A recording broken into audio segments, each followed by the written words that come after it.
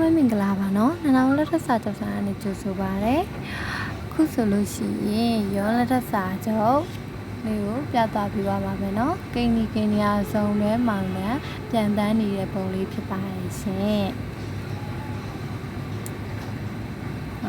စာချုပ်လေးကလုံးဝတည်တက်ပြီးတော့လှပပါတယ်နော်။နာနာဝင်းလက်ထက်စာချုပ်ဆိုင်ဒီမှာတော့လက်ထက်စာချုပ်ပေါင်းများစွာနဲ့လက်ထက်စာချုပ်အမျိုးစုံ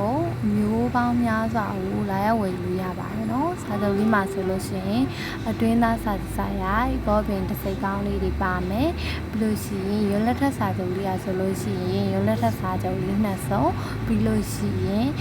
ဘောပင်ဘူးလေးပါမယ်။ပြီးရင်လက်စွပ်ဘူးလေးအပြင်လက်ထက်စာချုပ်လေးကိုထည့်သိမ်းလို့ရမယ်။ပေါက်ကလေးပါပါဝင်မှာနော်။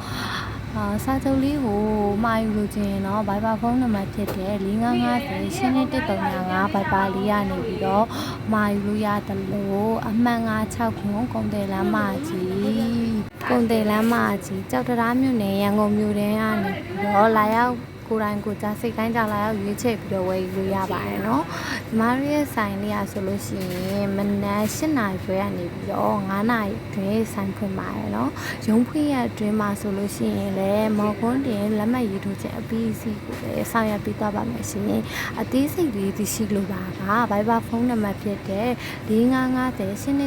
135ကို Viber ကနေဆက်သွယ်လို့ရတယ်လို့ဖုန်းလေးခေါ်ပြီးတော့လေ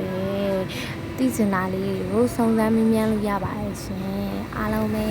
တာယာသောနေ့ရက်တွေကိုပိုင်ဆိုင်ကြပါစေနော်